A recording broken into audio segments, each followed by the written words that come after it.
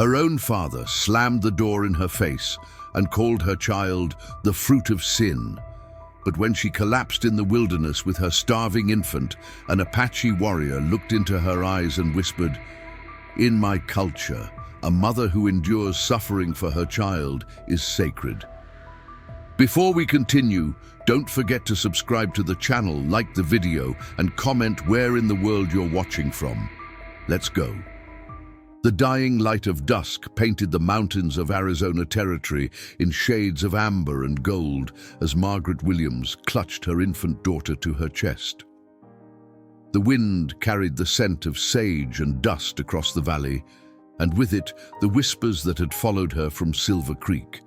Her once pristine blue dress was now stained with the evidence of weeks on the road, dust, tears, and desperation. The fabric hung loosely on her frame. Hunger had carved hollows into her cheeks where plumpness once resided. She looked down at little Sarah, whose tiny fists trembled in fitful sleep. The child's face was pale, too pale, and growing thinner by the day. Margaret's breasts ached, empty of the milk that should have nourished her daughter. 3 days since they'd had a proper meal. 3 weeks since the door to her family home had been slammed in her face, her father's words still burning in her ears. "No daughter of mine bears the fruit of sin. You are dead to us." The year was 1878, and mercy was a luxury that fallen women could ill afford. In the distance, the small trading post of Willow Springs beckoned with the promise of shelter, if not welcome. Margaret had heard that the town was more forgiving than most, situated as it was at the crossroads of several cultures. Apache territory bordered the settlement to the west, Mexican families had established ranches to the south, and white settlers claimed the fertile valley to the east. It was a place of uneasy tolerance, born of necessity rather than virtue. "Just a little further, my love," Margaret whispered to Sarah, adjusting the threadbare blanket around her tiny form. "Perhaps here they won't know our shame." She had been a seamstress once, the daughter of Silver Creek's preacher, her needle skills praised throughout the county. Then Thomas Harrison had arrived with his charming smile and promises of marriage. By the time she realized his promises were as empty as the space he left behind, her belly had already begun to swell with life. The weight of her father's Bible pressed against her side, tucked into the pocket of her coat. The only possession she'd managed to grab before being cast out. Not out of faith, but habit. The God she'd been raised to worship seemed to have abandoned her just as thoroughly as her family had. The first buildings of Willow Springs appeared as dark silhouettes against the deepening purple of twilight. Margaret straightened her back, attempting to summon whatever dignity remained. She knew the ritual by now, the sideways glances, the whispered judgments, the doors that would close before she could reach them. "Mrs. Fletcher's boarding house," read a weathered sign on a 2-story building at the edge of town. Margaret approached slowly, rehearsing her plea. She would offer to work, cleaning, mending, anything to earn a corner to sleep in with Sarah. The door opened before she could knock, spilling golden lamplight onto the dusty street. A woman with iron-grey hair pulled into a severe bun filled the doorway, her eyes narrowing as they took in Margaret's disheveled appearance and the bundle in her arms. "We don't take charity cases," the woman said flatly, "or unwed mothers." "Please," Margaret's voice cracked. "My baby hasn't eaten properly in days. I can work." I said no. The door closed with finality, leaving Margaret in darkness once more. She stumbled backward, tears blurring her vision. Sarah stirred, her thin cry piercing the night air like a knife. Margaret ducked into the narrow alley beside the boarding house, sinking down against the rough wooden wall. Her body shook with silent sobs as she tried to comfort her daughter. "Hush now, little one," she whispered, rocking Sarah gently. "We'll find a way. We always do." But the words rang hollow, even to her own ears. In the 6 weeks since Sarah's birth, they had been turned away from every door, their story written plainly on their faces for all to see and judge. How much longer could they survive on the road? How much longer could Sarah survive at all? As night fell completely over Willow Springs, Margaret closed her eyes and did something she had not done since the day her father cast her out.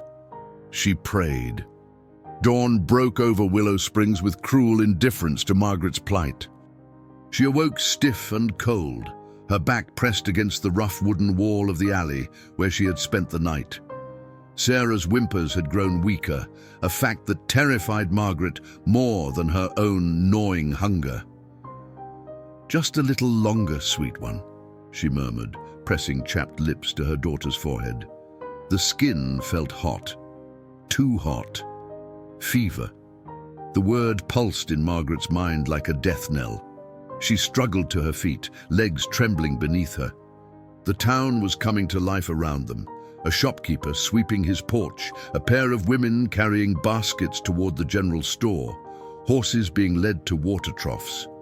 Normal life continuing as if her world wasn't collapsing in upon itself. Margaret made her way to the town's single water pump, where she cupped her hand beneath the rusty spout, collecting enough to wet Sarah's parched lips. The baby suckled desperately at her mother's damp fingers, her eyes fluttering open briefly before closing again. "You need proper food," a voice said behind her. Margaret turned to find a woman watching her, basket propped against her hip. Her dress was simple but clean, her expression neither kind nor cruel, merely observant. "I have milk at home," the woman continued. "Fresh from this morning. Your little one could use it." Hope fluttered in Margaret's chest. "I can pay. With work," she said quickly. "I'm a skilled seamstress." The woman's eyes softened slightly. "I'm Eliza Morton. My husband runs the mercantile." She gestured toward a two-story building across the street. "Come along then." Margaret followed, hardly daring to believe this stroke of fortune. The mercantile was already bustling with morning customers, and Eliza led her through to a back room where a pot of coffee percolated on a small stove. "Wait here," Eliza instructed, disappearing into another room. Margaret sank gratefully onto a wooden chair, cradling Sarah against her shoulder. The warmth of the room and the rich aroma of coffee made her dizzy with relief. Eliza returned with a small cup of milk and a clean cloth. "Dip the cloth and let her suck on it," she advised. "She's too weak to nurse properly." Margaret's hands shook as she followed the instructions. Sarah's tiny mouth worked at the milk-soaked cloth, and for the first time in days, she seemed to take nourishment without struggle. "Thank you," Margaret whispered, tears threatening to spill. "I don't know how to repay—" "Martha!" A man's booming voice cut through the moment. Mr. Morton stood in the doorway, his face darkening as he took in the scene before him. "What is this?" "She needed help, William," Eliza explained, straightening her spine. "The baby is sick. Do you know what she is?" William hissed, stepping closer. "Word travels, even from Silver Creek. Preacher Williams's daughter, who spread her legs for that traveling salesman, made a mockery of her family's good name." Margaret flinched as if struck, so her shame had preceded her even here. "I don't care what she's done," Eliza argued. "The baby is innocent." "No child born in sin is innocent," William countered, his face flushed. "And I won't have my business associated with such filth." He turned to Margaret, pointing to the door. "Out, now! William, please, not another word, Martha. I won't be made a fool in my own town." Margaret rose unsteadily, clutching Sarah to her chest. "Thank you for your kindness, Mrs. Morton," she said softly, moving toward the door. The woman's eyes were filled with regret, but she said nothing as her husband ushered Margaret back onto the street. By midday, Margaret had tried every establishment in Willow Springs with the same result. Doors closed, judgments passed, mercy denied. Sarah's fever had worsened, her tiny body radiating heat like a coal stove. Desperate, Margaret stumbled toward the edge of town, where a small creek cut through a copse of cottonwood trees. She soaked her handkerchief in the cool water and pressed it to Sarah's forehead, trying to calm the raging fever. "Please don't leave me," she begged her daughter, rocking back and forth. "You're all I have left in this world." The sound of approaching hoofbeats made her look up. 3 riders had stopped on the path, observing her with curious eyes. Their clothing marked them as Apache, 2 men and a woman, leading a pack horse laden with goods for trading. Margaret clutched Sarah tighter, unsure whether to flee or remain still. The woman dismounted, approaching slowly with palms raised to show she meant no harm. "Your baby is sick," she said in accented but clear English, kneeling beside Margaret. "May I see?" Margaret hesitated, instinct warring with desperation as she looked at the outstretched hands of the Apache woman. Sarah's labored breathing against her chest made the decision for her. With trembling arms, she loosened her grip and allowed the woman to examine her daughter. "Fever spirit," the woman murmured, her weathered fingers gentle as they touched Sarah's forehead. She spoke rapidly in her native tongue to the men who remained mounted on their horses. One of them, younger than the other, with a face unmarked by time, but eyes that held a depth of experience beyond his years, dismounted in a fluid motion and approached. He wore a necklace of carved bone and turquoise, and a red band tied around his forehead kept his long black hair from his face.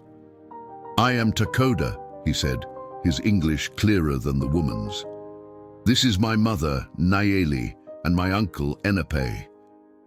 He knelt beside them, his movements deliberate, as if understanding Margaret's fear. "Your child needs medicine. Strong medicine." "The town doctor wouldn't see us," Margaret explained, her voice breaking. "He said he doesn't treat women like me." Something flashed in Takoda's eyes, anger perhaps or understanding. "My mother is a healer. She can help if you will trust us." Trust, such a simple word for such an impossible leap of faith. Yet what choice did she have? Sarah would die without help. This she knew with terrible certainty. "Please," Margaret whispered, "save my daughter." Nayeli spoke to her son in Apache, and he translated. "She says the baby needs cooling herbs and mother's milk. We have a camp beyond the ridge. You will come with us." Margaret glanced back toward Willow Springs, a town that had offered her nothing but scorn. No one would miss her there. No one would wonder where she had gone. With a shaky nod, she accepted Takoda's offered hand and allowed him to help her stand. "Can you ride?" he asked. "It's been many years," she admitted. Without further discussion, Takoda lifted her onto his own horse with surprising gentleness, then mounted behind her. Sarah remained cradled against her chest, and Takoda's arms formed a protective circle around them both as he took the reins. The journey took less than an hour, but to Margaret, it seemed to stretch across time itself. Sarah's fever burned against her, and each jarring step of the horse brought a fresh surge of fear. Takoda remained silent behind her, but she found strange comfort in the steady rhythm of his breathing and the careful way he guided the horse over rough terrain. Their destination was a small encampment nestled in a protected valley, perhaps a dozen wickiups arranged in a semicircle with several cooking fires burning low. Children stopped their play to watch the strangers arrive, and women looked up from their work with curious expressions. "My people do not often bring outsiders here," Takoda explained as he helped her dismount. "But a mother with a sick child is not a stranger. She is a woman in need." Nayeli had already disappeared into one of the dwellings, emerging moments later with a small clay bowl and a bundle of dried herbs. She gestured for Margaret to follow her to a wickiup set slightly apart from the others. Inside, the dwelling was surprisingly cool and spacious. A fire pit sat at its center, currently unlit, and bedding of soft furs lined one side. Nayeli indicated that Margaret should sit, then set about preparing her medicines with practiced efficiency. "Why?"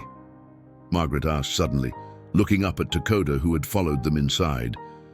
Why help us when your people have every reason to distrust mine? Takoda settled across from her, his expression solemn.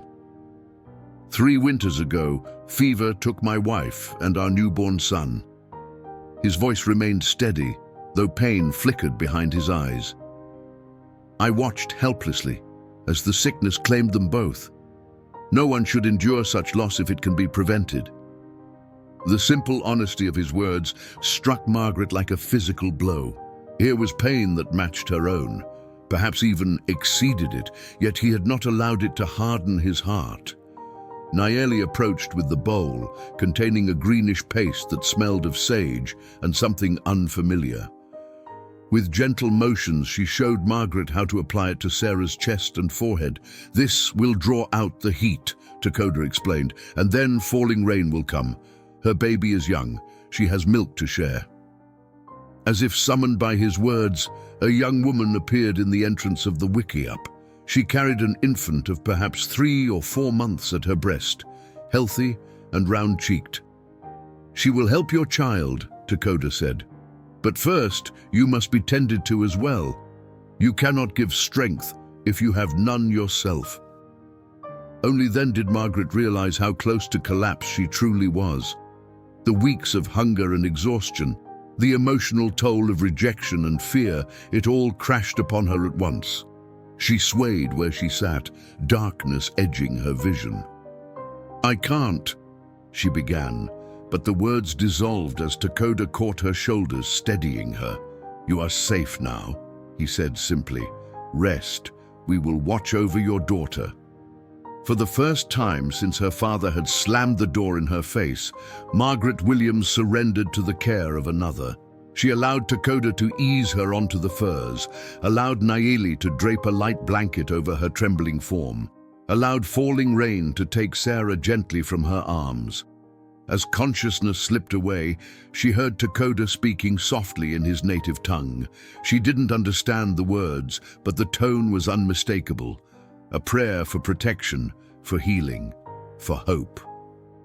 Margaret awoke to the sound of a woman's soft humming and the scent of something savory simmering nearby. For a disorienting moment, she thought herself back in her father's house with her mother preparing the evening meal. Then, reality rushed back. Her father's condemnation, Thomas's betrayal, Sarah's illness. Sarah. She sat up with a gasp, searching frantically for her daughter. The sudden movement sent her head spinning, and she pressed a hand to her temple to steady herself. Your child sleeps, came Nayeli's accented voice from beside the small cooking fire. The older woman stirred a pot of stew, her movements unhurried and precise. Fever is less. Falling rain has fed her twice while you sleep. Margaret's gaze followed Nayeli's gesture to where Sarah lay swaddled in soft rabbit furs, her tiny chest rising and falling in peaceful rhythm. The angry flush had faded from her cheeks, and her breathing came easier now. How long have I been asleep? Margaret asked, her voice rough from disuse. Sun has risen and set once, Nayeli replied. You needed strength. Here. She offered a wooden bowl filled with a rich stew of rabbit and wild roots. Eat, then see your daughter. Margaret accepted the bowl with trembling hands, realizing suddenly that she was ravenous. She ate quickly, almost dizzy with the sensation of a full stomach after so many days of near starvation. When she finished, she set the bowl aside and crawled to where Sarah slept. Tears sprang to her eyes as she gently touched her daughter's forehead. The skin was cooler, the fever significantly reduced, a miracle, or so it seemed to Margaret, who had been certain she was watching her child slip away. The medicine is working, came Takoda's voice from the entrance of the wickiup. He ducked inside, his tall frame requiring him to stoop slightly beneath the curved roof. And falling rain's milk has given her strength. I can never repay such kindness, Margaret said, not taking her eyes from Sarah's sleeping face. There is no debt between mothers, Takoda replied, settling cross-legged near the fire. It is our way. Margaret turned to study him in the flickering light. The stoic mask he wore seemed to soften as he regarded Sarah, and she caught a glimpse of the pain he carried, the memory of his own lost child. "Your people," she began hesitantly. "They won't resent my presence here?" Dakota considered her question with the measured thoughtfulness she was beginning to recognize as characteristic of him. "Some may be wary," he admitted. "The relationship between your people and mine has not been peaceful. But you are under my family's protection now. None will harm you. And when Sarah is well," his dark eyes met hers, "that choice will be yours to make. But know that you need not rush away." The implication hung in the air between them, that perhaps there was a place for her here, among these people who had shown her more compassion in one day than her own kind had in weeks. Before she could respond, a commotion arose outside. Voices called in Apache, urgent but not fearful. Dakota rose swiftly and exchanged quick words with someone at the entrance before turning back to Margaret. "Riders from town approach, white men. They do not come in peace." Margaret's heart stuttered in her chest. "They've come for me. Perhaps. Or perhaps they simply dislike that we have camped so near their settlement." His expression hardened. "Stay here with Nayeli. I will handle this." As he ducked out of the wickiup, Margaret moved to the entrance, peering through the narrow opening. In the fading evening light, she could make out a group of mounted men at the edge of the encampment. Their voices carried clearly in the still air. "We know you're harboring a white woman and her bastard," one man shouted. "William Morton, the mercantile owner. Hand them over and there won't be trouble." Margaret recognized the others, the saloon keeper, the blacksmith, even the young deputy who had refused to help her find shelter. They carried rifles, their intentions unmistakable. Dakota stood before them, flanked by several Apache warriors, including his uncle Enepe. His voice was level, controlled, but with an edge of steel when he responded. "There is no one here who wishes to leave. Go back to your town and leave us in peace." "That woman is a sinner and a disgrace," Morton spat. "She doesn't belong among decent folk, but she sure as hell doesn't belong here turning Indian. We aim to take her back where she belongs." "And where is that?" Dakota challenged. "You turned her away. You left her child to die of fever. Where exactly does she belong in your world of decency?" Morton raised his rifle. "Don't test me, savage. We'll burn this whole camp if we have to." Margaret's breath caught in her throat as she watched the confrontation unfold. The men from town had formed a loose semicircle, their horses pawing at the ground, rifles gleaming in the dusky light. Behind Dakota, the Apache warriors had silently readied themselves, hands moving to weapons with practiced ease. This would end in bloodshed. Because of her. Before she could consider the wisdom of her actions, Margaret stepped out of the wickiup, moving past Nayeli, who reached to stop her. "Mr. Morton," she called, her voice steadier than she expected. "I'm right here. There's no need for threats." All eyes turned to her. She felt painfully aware of her appearance, her dress dirty and wrinkled, her hair loose around her shoulders, her face still bearing the marks of exhaustion despite her rest. Yet she straightened her spine, channeling the dignity her father had once preached about, but never truly demonstrated. Dakota moved slightly, positioning himself between Margaret and the mounted men. She placed a gentle hand on his arm, stepping forward to stand beside him instead. "These people saved my daughter's life when all of you turned us away," she said, meeting Morton's gaze directly. "They offered shelter when you offered only judgment." "You don't know what you're saying, girl," Morton replied, his expression darkening. "These savages have addled your mind. The preacher's daughter, living among heathens. What would your father say?" Margaret flinched at the mention of her father, but held her ground. "My father said I was dead to him. He made his choice, as did everyone in Silver Creek and Willow Springs." Her voice strengthened with each word. And now I've made mine. The deputy shifted uncomfortably in his saddle. Mrs. Williams, we can't just leave you here. It ain't proper. Proper? The word tasted bitter on her tongue. Was it proper when I begged for milk for my starving child and was refused? Was it proper when the doctor wouldn't treat my baby's fever? Tell me, deputy, where was your concern for propriety then? Silence fell over the group. In the distance, a coyote called to the rising moon, its lonely howl emphasizing the tension that hung in the air. The girl's clearly lost her senses, the saloon keeper muttered, probably from hunger and that savage's influence. I assure you, sir, my mind is clearer than it has been in months, Margaret replied. These savages, as you call them, have shown more Christian charity than any God-fearing citizen I've encountered since my child was born. Dakota remained silent beside her, but she could feel the tension in his body, ready to move at the first sign of aggression from the townsman. Morton lowered his rifle slightly, his expression calculating. What about the baby? He asked, changing tactics. You mean to raise a white child among Indians? She'll grow up wild, uncivilized. Is that what you want for your daughter? The question struck at Margaret's deepest fears. Not that Sarah would grow up wild, but that she might someday face the same cruel judgment that had driven them from society. For a moment, doubt clouded her resolve. Then, from inside the wickiup, Sarah's cry rose, not the weak whimper of recent days, but stronger, healthier. The sound anchored Margaret, reminding her of what was truly at stake.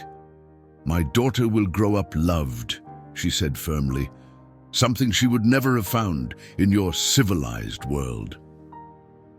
Enepe spoke rapidly in Apache, and Dakota responded with a sharp nod before addressing the townsman again. You have your answer, he said. The woman and her child stay under our protection. If you fire those weapons, not all of you will return to your homes tonight. It wasn't a threat, merely a statement of fact, but the effect was immediate. The men exchanged uneasy glances, weighing their prejudices against the very real prospect of violence. This isn't over, Morton warned, lowering his rifle but keeping his gaze fixed on Margaret. When word reaches Silver Creek about where the preacher's daughter has ended up, there'll be more than just us coming for you. Then I suggest you return to your lives and forget you ever knew me, Margaret replied. As my father did. Morton spat on the ground before wheeling his horse around. One by one, the others followed, casting dark glances over their shoulders as they retreated. Only when the sound of hoofbeats had faded completely did Margaret allow her shoulders to sag, the adrenaline draining from her body and leaving exhaustion in its wake. She would have fallen if Dakota hadn't caught her elbow, steadying her with a gentle grip. You showed great courage, he said quietly. Margaret shook her head. Not courage, desperation. They are often the same. His dark eyes studied her face. Did you mean what you said? About staying? The question hung between them, weighted with implications neither was ready to voice. Margaret glanced back at the wickiup where Sarah's cries had subsided, likely soothed by Nayeli's capable hands. I meant that I choose my daughter's welfare over society's approval, she answered carefully. Beyond that, I don't know what the future holds. Dakota nodded, accepting her answer without pressing further. Come, he said, guiding her back toward the dwelling. Your child needs you, and you need rest. Tomorrow will bring its own decisions. As they reached the entrance, Margaret paused, looking up at the star-filled sky that stretched endlessly above the camp. For the first time since she'd felt life quicken in her womb, she didn't feel shame or fear, only a curious sense of possibility. Thank you, she whispered, unsure if she was addressing Dakota, the universe, or some power beyond her understanding. For giving us a chance. The days that followed passed in a rhythm unlike anything Margaret had ever known.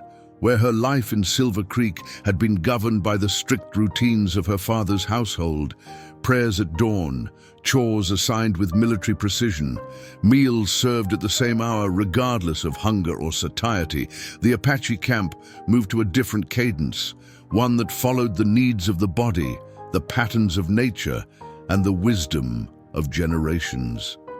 Each morning, Margaret awoke to find Nayeli already preparing the day's first meal, grinding seeds or stirring a pot of cornmeal porridge.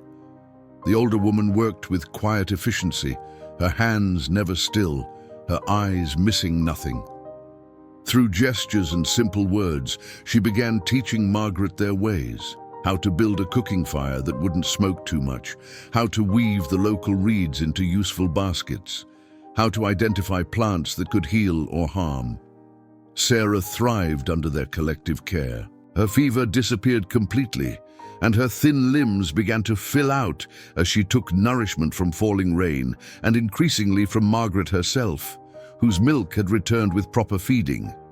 The child's cries grew stronger, more demanding, a sound that brought joy rather than fear to Margaret's heart. On the 5th day, as Margaret sat outside the wickiup mending a tear in one of her daughter's blankets, a shadow fell across her work. She looked up to find Takoda standing before her, holding something wrapped in soft deerskin. "For your daughter," he said, offering the bundle. Margaret set aside her sewing and accepted the gift, carefully unfolding the deerskin to reveal a tiny cradleboard, beautifully crafted from bent willow and softened leather. Intricate beadwork adorned the edges, blue and white beads arranged in a pattern of stars. "Takoda, it's beautiful," she breathed, running her fingers over the smooth surface. "Did you make this?" He nodded, settling beside her on the ground. "It was to be for my son," he said quietly. "I finished it after they were gone. It has waited for a child to carry." The weight of his gift struck Margaret deeply. Not just a practical item for carrying Sarah, but a piece of his heart, a connection to the child he had lost and the life he had envisioned. "I can't accept something so precious," she said, though her hands cradled the cradleboard as if unwilling to release it. "It honors my son's spirit to see it used," Takoda replied, "and it will keep your daughter safe when you move about the camp." Margaret nodded, accepting both the gift and the deeper meaning behind it. "Thank you. I'll treasure it." A small smile, the first she had seen from him, briefly transformed his solemn features.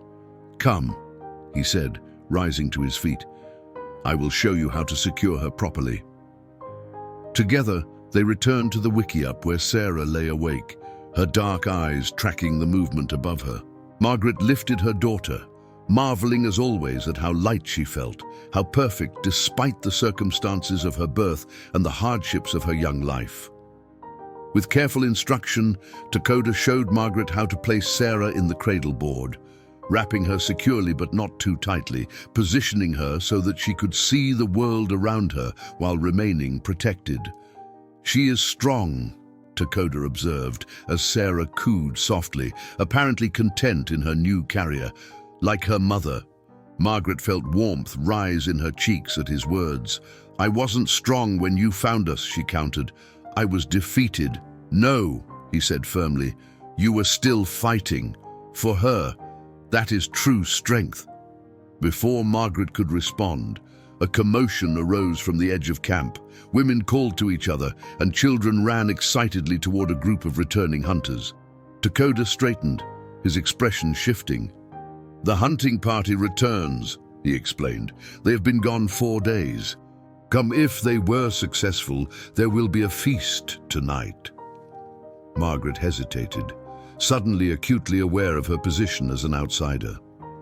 The confrontation with the townsman was fresh in everyone's minds, and while Nayeli and Falling Rain had welcomed her, she had not interacted much with the rest of the community. Takoda seemed to read her thoughts.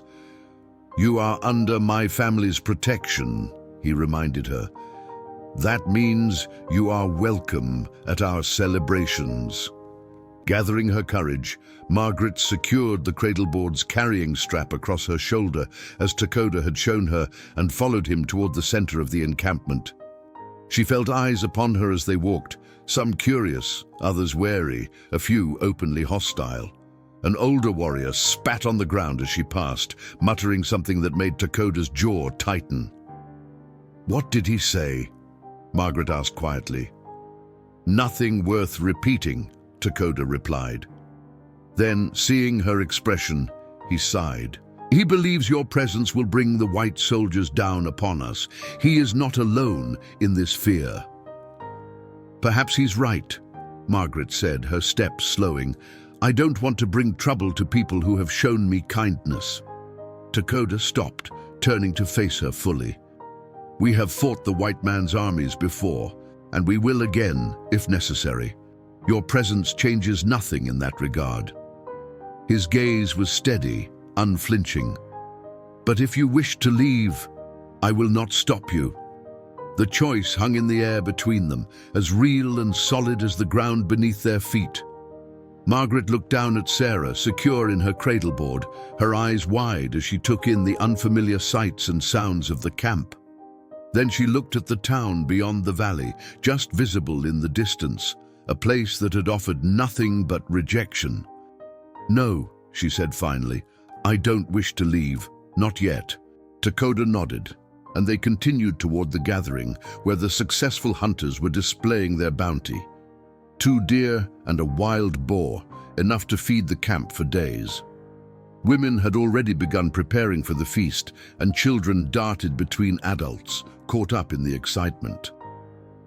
Nayeli appeared at Margaret's side, her weathered face creased in a rare smile as she inspected Sarah in the cradleboard. She spoke rapidly to Takoda, who translated. "My mother says the cradleboard suits your daughter. She also says you should join the women in preparing the feast. It is a way to be accepted."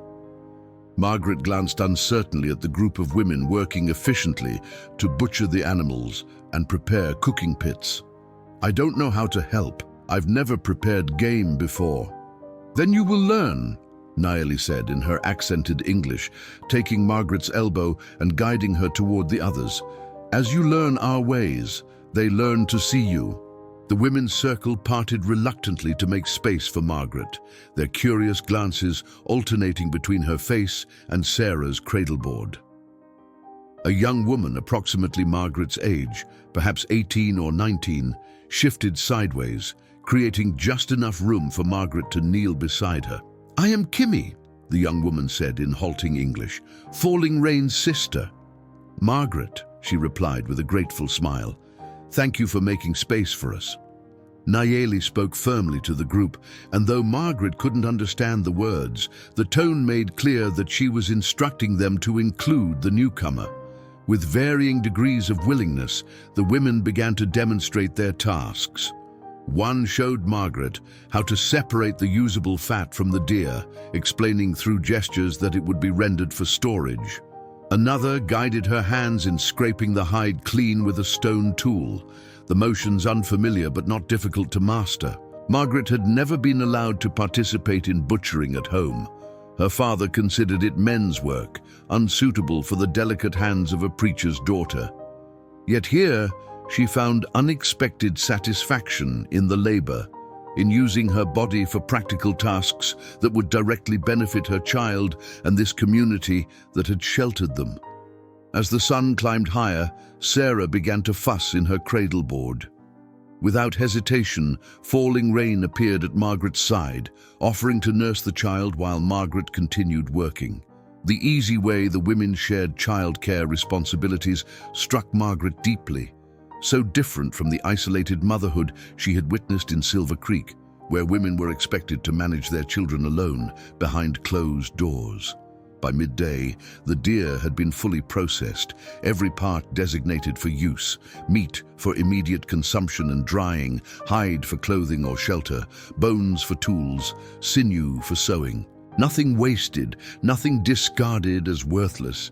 As they worked, the women's initial coldness gradually thawed. They corrected Margaret's technique without mockery, nodded approval when she learned quickly, and even laughed when she made comical errors in trying to repeat Apache words. When the feast preparations were complete, Margaret's hands were raw and her back ached from hours of unaccustomed labor, but a sense of accomplishment warmed her more thoroughly than the afternoon sun. Naili approached, her expression softer than usual as she inspected Margaret's work. "You learn well," she said simply, then gestured toward the stream that ran alongside the camp. "Go wash. Rest before feast." Margaret gratefully made her way to the water's edge, where several other women were already bathing their hands and faces. They glanced up as she approached, but didn't move away, a small victory that felt larger than it should have. As she crouched to dip her hands in the cool current, Margaret caught sight of her reflection rippling across the water's surface. The face that stared back was unfamiliar, skin tanned from days in the open air, hair loosened from its usual strict arrangement, eyes clear and direct where they had once been downcast. She looked changed. Not just physically, but in some fundamental way she couldn't quite define. "You look like you belong here." Margaret startled at Takoda's voice. He stood a respectful distance away, his gaze directed at the horizon rather than at the women bathing. "I was just thinking how different I look," she admitted, drying her hands on her skirt as she moved away from the stream. "It is not only your appearance," he said. "You carry yourself differently, less afraid." Before Margaret could respond, a rider approached the camp at a gallop, his horse lathered with sweat from hard riding. The man called out in Apache, his voice urgent, and the entire camp mobilized in response. Women quickly gathered children, men reached for weapons, and elders moved toward the central gathering space. "What's happening?" Margaret asked, instinctively stepping closer to Takoda.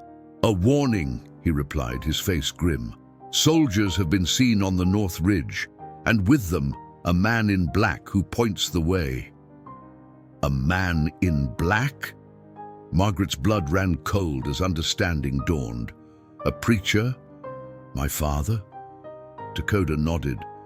"The description matches what you have told us of him. It seems word has indeed reached Silver Creek." Margaret's legs weakened beneath her. Her father had sworn she was dead to him, yet here he was, guiding soldiers to find her, not out of paternal concern, she was certain, but to erase the stain on his reputation. "I have to leave," she said, panic rising in her voice. "If the soldiers come because of me, they would come eventually regardless," Takoda interrupted firmly. "They always do, but we will not be here when they arrive." "What do you mean?" "We have prepared for this possibility since the night you arrived," he explained, guiding her toward the center of camp where everyone was gathering. "Our people are well practiced in moving swiftly. By nightfall, no trace of us will remain in this valley." Around them, the camp was transforming with astonishing efficiency. Wiki-ups were being dismantled, belongings packed onto travois and horses, cooking fires extinguished and covered with earth. Children worked alongside adults, each knowing their role in this well-rehearsed exodus. Enepe approached, speaking rapidly to Takoda, while casting wary glances at Margaret. The two men engaged in a heated exchange before Enepe turned away, clearly dissatisfied. "My uncle believes you should be left behind," Takoda translated bluntly. "He says you are the cause of this danger and not our responsibility." Margaret swallowed hard, unable to argue with Enepe's assessment. "Perhaps he's right." "He is not," Takoda said with surprising force. "You and your daughter are under my protection, and you will come with us." His expression softened slightly. "Unless you wish to return to your father." The very thought sent a wave of revulsion through Margaret. Return to the man who had cast her out, who had named her dead to him, only to pursue her when her continued existence proved embarrassing. "No," she said firmly, "but I won't put your people at risk either, if I must go my own way." "There is no safer place for you than with us," Dakota interrupted. "The soldiers may have your father to guide them to this valley, but they do not know the mountain paths as we do. They cannot track what leaves no trail." Before Margaret could respond, Nayeli appeared at her side, Sarah secure in the cradleboard. The older woman pressed a bundle of clothing into Margaret's arms, leather leggings, a loose tunic, and soft moccasins. "Your dress," Nayeli said, gesturing at Margaret's tattered garment. "Too slow for journey, too visible." She made a sweeping motion with her hand. "Change quickly, we leave soon." Margaret stood frozen for a moment, the Apache clothing heavy in her arms. Each stitch represented a choice, to shed not just her tattered dress, but the last visible connection to her former life. She glanced toward the distant ridge, where dust clouds marked the approach of the soldiers. Her father would be there, Bible in hand, righteousness burning in his eyes as it had the day he'd cast her out. "I will help," Falling Rain said softly, appearing beside her. She gestured toward a small stand of cottonwoods that would provide privacy. Behind the screen of trees, Margaret's fingers trembled as she unfastened the buttons of her dress. The same dress she had worn the day Sarah was born, the day her world had collapsed and reformed around her daughter's tiny existence. As the fabric fell away, she felt a strange mixture of loss and liberation. The Apache garments were entirely unlike anything she had worn before. The leggings hugged her legs, but allowed freedom of movement her skirts never had. The tunic, soft from years of tanning and use, settled over her torso like a second skin. Falling Rain helped her secure the moccasins, demonstrating how to tie the leather straps around her calves. "Good," the young woman said with an approving nod.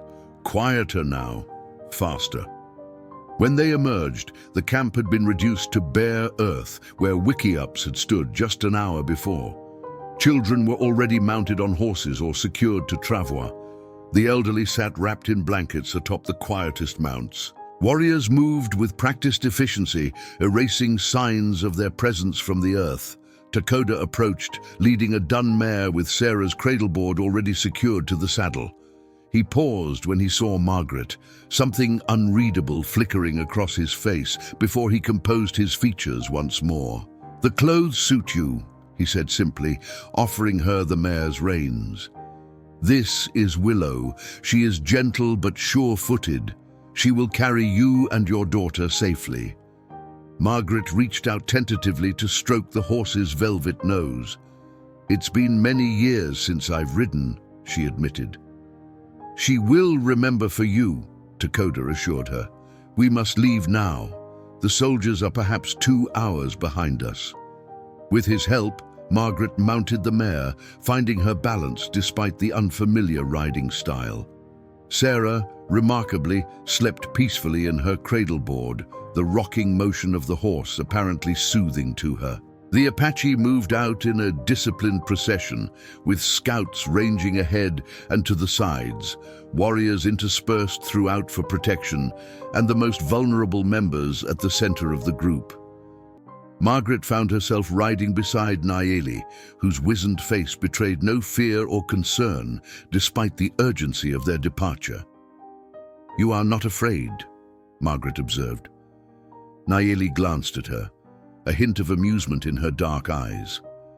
"We have moved with the seasons since before your people came to our lands. This is nothing new." "But the soldiers follow beaten paths," Nayeli replied with a dismissive gesture. "We follow the whispers of the earth. They will not find us unless we wish to be found." They traveled throughout the day, following routes that appeared invisible to Margaret's untrained eye. Where she expected them to stay hidden in forests or ravines, they often traveled across open ground. Where she thought they would take direct paths, they doubled back or moved in confounding patterns. When she finally asked Dakota about this strategy, he explained while riding alongside her. "We do not hide our trail entirely. That would be impossible with so many, he said. Instead, we confuse it. We create many trails, crossing and recrossing. We travel over stone that holds no footprint. We wade through streams that wash away our scent. And when night comes, we will separate into smaller bands before rejoining at the meeting place. You've done this many times, Margaret said, understanding dawning. Since I was a boy, no taller than a sage bush, Dakota confirmed. It is how we survive. As the sun began its descent toward the western horizon, they entered a narrow canyon where the walls rose steeply on either side. The space was tight, forcing them to proceed in single file. Margaret felt a flutter of panic. If soldiers appeared at either end, they would be trapped. Dakota, riding ahead, seemed to sense her fear. He dropped back to ride beside her where the canyon briefly widened. This passage is known only to our people, he assured her. It leads to a valley that has sheltered us for generations. How can you be certain the soldiers won't find it as well? Margaret asked, glancing nervously at the towering rock walls. Because the entrance will disappear behind us, he said with a slight smile. Margaret didn't understand until they reached a sharp bend in the canyon. There, several warriors were constructing what appeared to be a rock slide, carefully placing stones in a formation that would collapse with the pull of a single rope, blocking the passage behind them.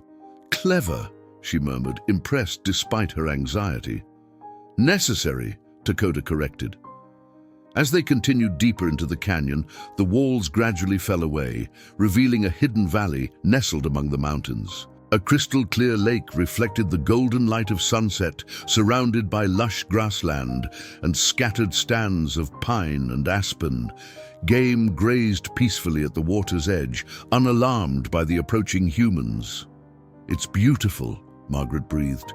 This is Quietwater Valley, Dakota explained. It has sheltered our people in times of danger for longer than our oldest stories remember. We will be safe here while we decide where to make our new camp.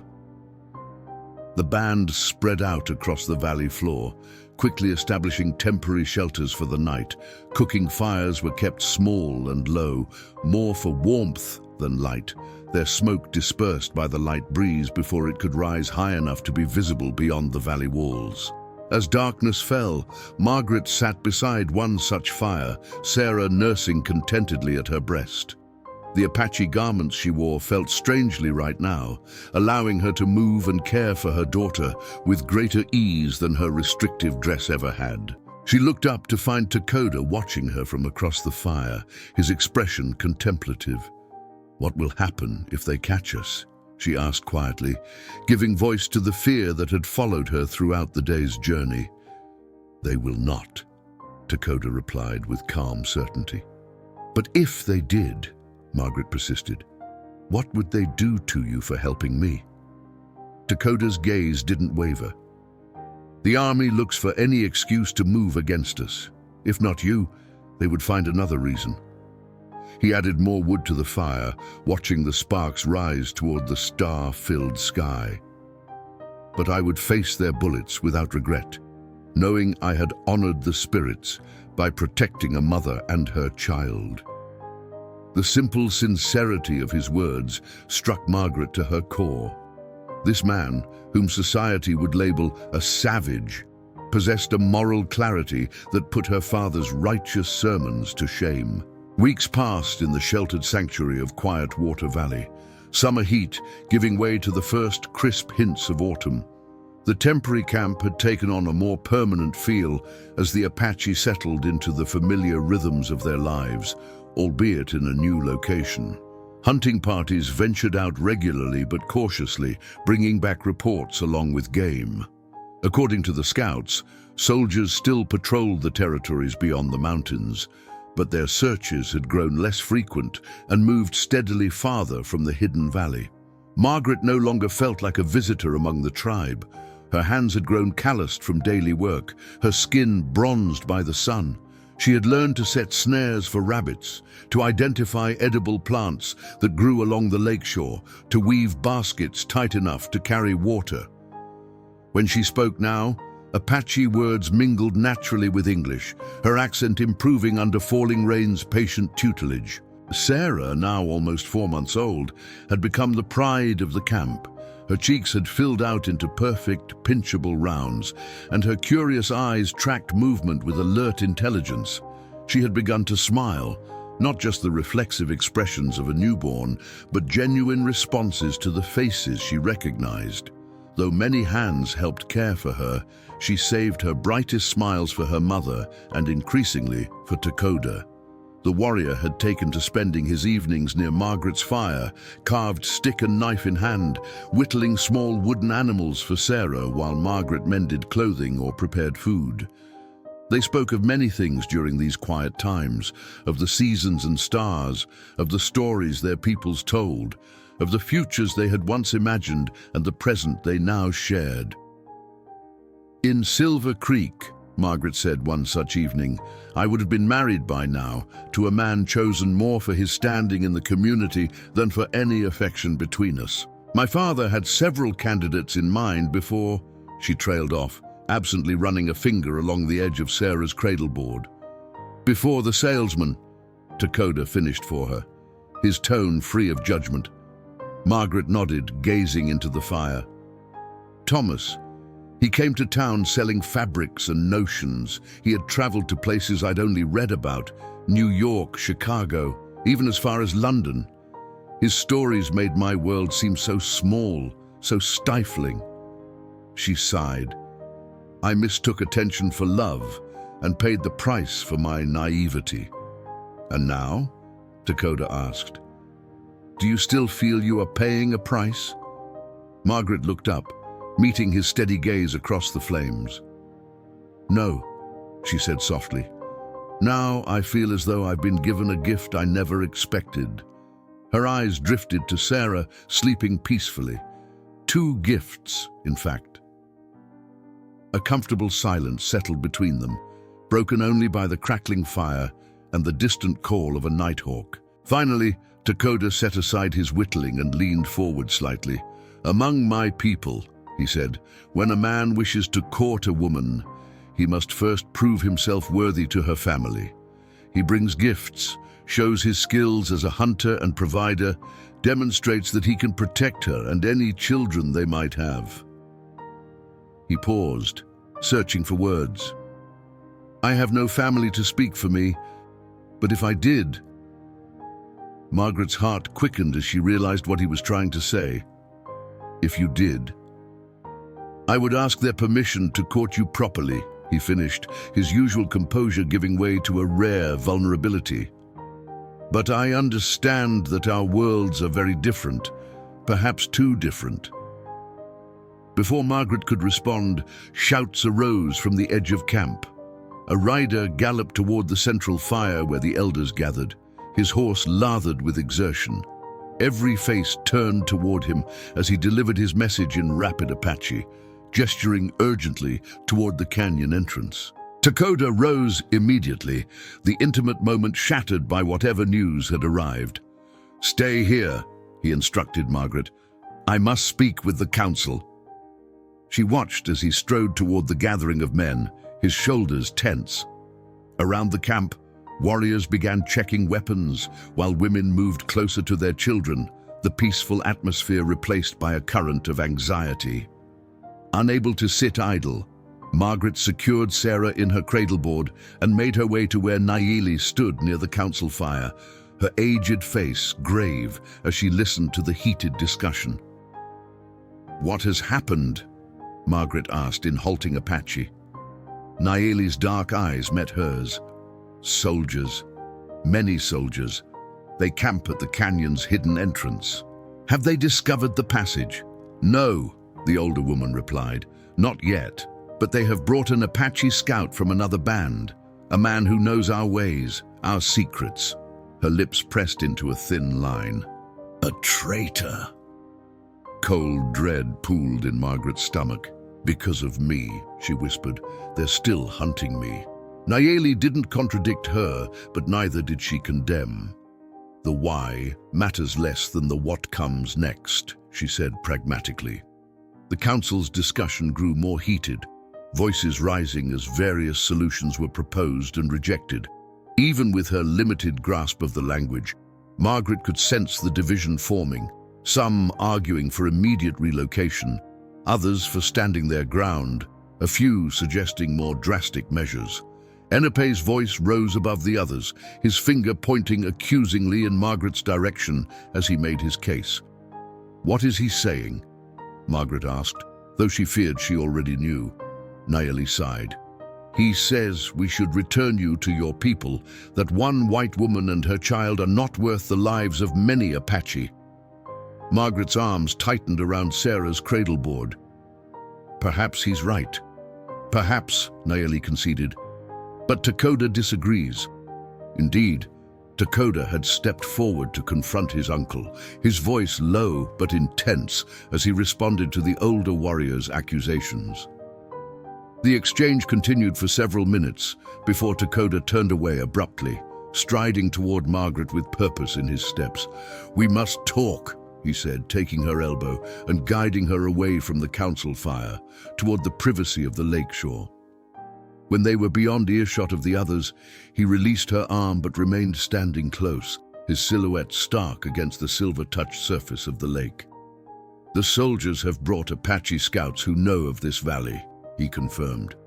"It is only a matter of time before they find the hidden entrance." "Then I must leave," Margaret said firmly. "I'll go to them willingly, tell them my father was mistaken, that I chose to be with your people of my own free will." "And then what?" Takoda challenged. "You think they will simply apologize and leave us in peace? No, Margaret. Your father has convinced them that you were taken against your will, that we have committed a crime against a white woman.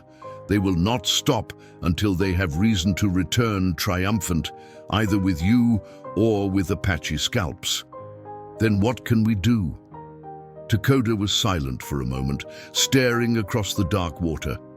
"There is another way out of this valley," he said finally. "A path so difficult that we use it only in the most desperate circumstances. It leads west, toward territories where other Apache bands make their homes. We would find welcome there." "All of us?" He turned to face her fully. "No, the path is too treacherous for the very old, the very young. The main group will create a diversion, draw the soldiers away from the canyon, while a smaller party escapes through the western passage." Understanding dawned on Margaret. "You want me to go with the smaller group?" "Yes, you, Sarah, my mother, Falling Rain and her child, and a few others." He hesitated. "I would lead you there myself, but my place is with the warriors. My cousin Chetan would guide you instead." "And those who stay behind, what happens to them?" "They will lead the soldiers on a chase through the mountains, break into smaller groups, disappear into the landscape as we have always done." His expression was grim but determined. "Some may be caught, some may die, but most will survive. It is what we do." Margaret felt as if the ground were shifting beneath her feet. "Because of me," she whispered, the weight of responsibility crushing her chest. "All of this because of me." "No," Takoda said firmly, taking her shoulders in his hands. "This is because of the world we live in, where your people believe they must own everything they see, and my people refuse to be owned. You did not create this conflict, Margaret. You are caught in it, as we all are." "But I have a choice now," she said, looking up into his face, silver in the moonlight. "I can end this. I can go back." "To what?" he asked softly. "To a father who rejected you? To a society that shamed you? To a life where Sarah will forever bear the mark of her birth? What kind of choice is that?" "A terrible one," Margaret admitted, "but it's mine to make." Takoda's hands tightened slightly on her shoulders. "Then make it knowing this: whatever you decide, my heart goes with you. It has been yours since I found you by the creek, holding your daughter with more courage than many warriors show in battle." The simple declaration stole Margaret's breath. "Takoda." "You need not answer now," he said, releasing her shoulders. But know that if you choose to stay with our people, with me, I will spend my life making sure you never regret it." With that, he turned and walked back toward the council fire, leaving Margaret alone with the weight of an impossible decision and the unexpected lightness of his confession. Dawn crept over the eastern ridge, painting Quiet Water Valley in shades of amber and gold. Margaret stood at the edge of the lake, Sarah secured in her cradleboard, watching the light dance across the water's surface. She had not slept. How could she, with the weight of so many lives resting on her decision? Behind her, the camp stirred with purpose. Those selected for the western escape route, gathering only what they could carry, those staying behind preparing for the confrontation to come. Margaret had still not told Dakota what she had decided, perhaps because, until this moment, with the rising sun warming her face, she hadn't truly known herself. "It is time," came Nayeli's voice beside her. The older woman had approached silently, a small bundle of provisions slung across her shoulder. "Chetan waits to lead us through the western path." Margaret turned to face her, searching the weathered features that had become so familiar in these past weeks. "I'm not going with you," she said quietly. Nayeli's expression remained impassive, though her eyes sharpened with interest.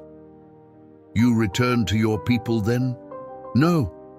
Margaret straightened her spine, certainty flooding through her as she finally spoke the truth that had been forming in her heart. "I'm staying with Dakota, with the warriors. I will not run while others risk their lives because of me." "It is dangerous," Nayeli cautioned. "You are not trained for battle." "I'm not planning to fight," Margaret replied, "but I have another weapon that may prove more powerful than any bow or rifle." Before Nayeli could question her further, Margaret made her way purposefully toward the center of camp, where Dakota stood with the warriors, discussing final preparations. He looked up as she approached, surprise registering in his eyes when he saw Sarah still with her, rather than being prepared for the journey west. "Margaret, the group is preparing to leave." "I'm not going," she interrupted, her voice clear and carrying. Around them, conversation ceased as people turned to observe the exchange. "I'm staying, and I have a plan." Dakota studied her face, searching for doubt or fear and finding only determination. "What plan?" "Let me speak with them," she said, "with the soldiers, and my father if he's there. Let me tell them the truth, face to face." "We have discussed this," Dakota reminded her, lowering his voice. "They will not listen. They will take you and still come for us." "Perhaps," Margaret conceded, "but not if I make my intentions absolutely clear. Not if I stand before them as I am now, dressed in Apache clothes, speaking Apache words, my child in an Apache cradleboard." Understanding dawned in Dakota's eyes. "You mean to shame them?" "I mean to show them what they refuse to see, that I chose this life, that I am not a victim to be rescued, but a woman who found acceptance where her own people offered none." Her voice strengthened as she spoke, conviction burning away the last traces of doubt. "Let me be a mirror that reflects their hypocrisy back to them." Enepe stepped forward, his expression skeptical but not hostile. "And if they take you by force, if they refuse to listen?" "Then the plan proceeds as before," Margaret replied, meeting his gaze steadily. "But at least we will have tried a path that doesn't end in bloodshed." A murmur ran through the gathered tribe, some voices raised in support, others in doubt. Dakota silenced them with a raised hand, his eyes never leaving Margaret's face. "It is a brave plan," he said finally, "but I will not let you face them alone." "Nor will I," came a new voice. Falling Rain stepped forward, her own child secured at her hip. "I will stand with my sister." One by one, others joined. First Nayeli, then Kimi, then several more women of the tribe, forming a circle around Margaret and Sarah. A circle of protection, of solidarity, of defiance. Enape watched, his weathered face unreadable. Then, with a barely perceptible nod to his nephew, he too stepped forward. "I still say you should have been left at the creek," he told Margaret bluntly, "but you have earned the right to try your way first." As the sun climbed higher, scouts reported the soldiers' approach. They had indeed found the hidden entrance to the valley and were advancing cautiously, weapons ready. At their center rode a figure in black, Reverend Williams, Margaret's father, his Bible clutched in one hand like a shield against the wilderness surrounding him.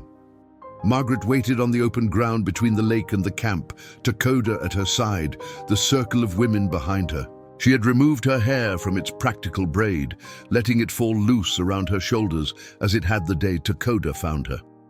Sarah, awake now and alert, watched the approaching party with curious eyes.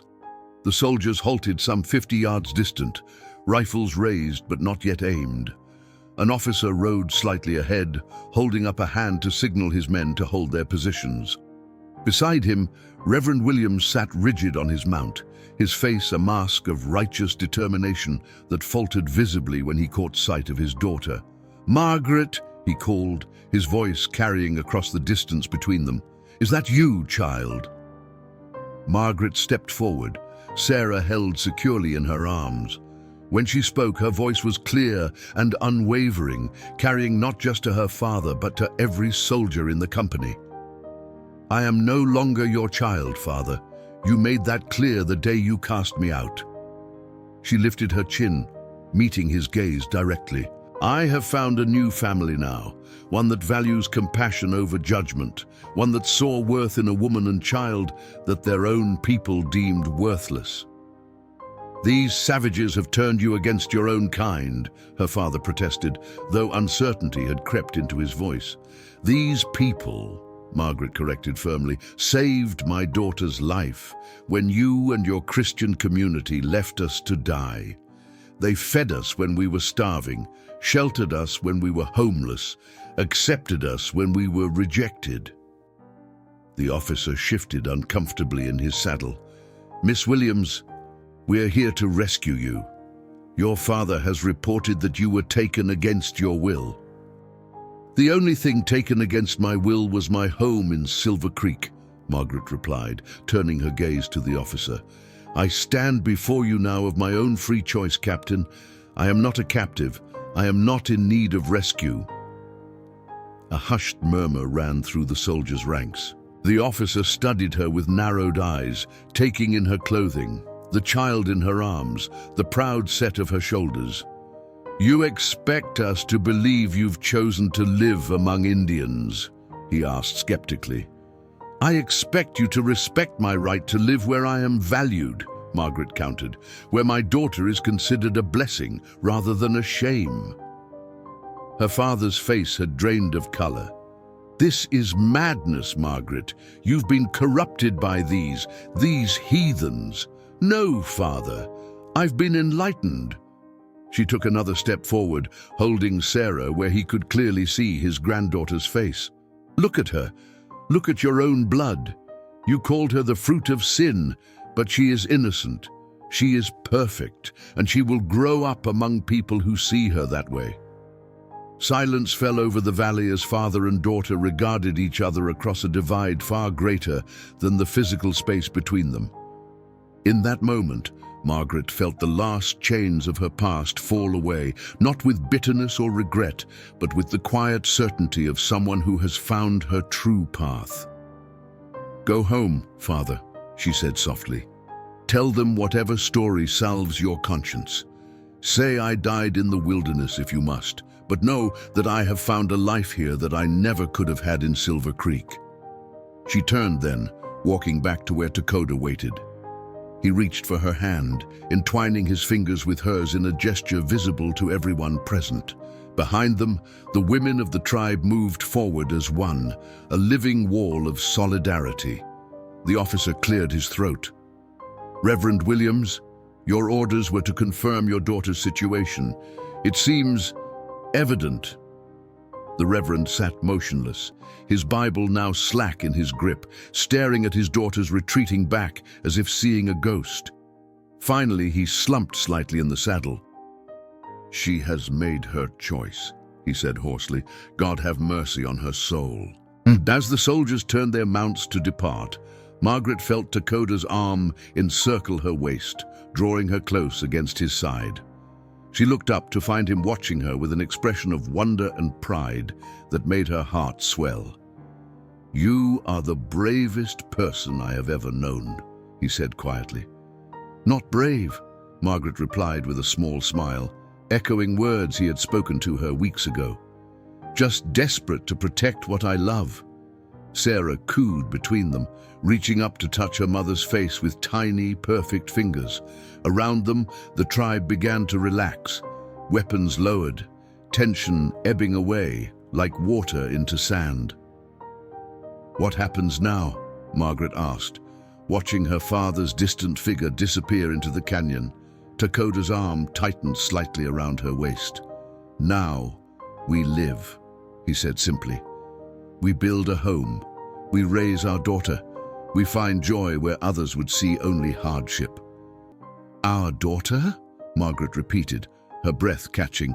"If you will have me as her father," Tekoda clarified, a rare uncertainty in his voice. "If you will have me as your husband."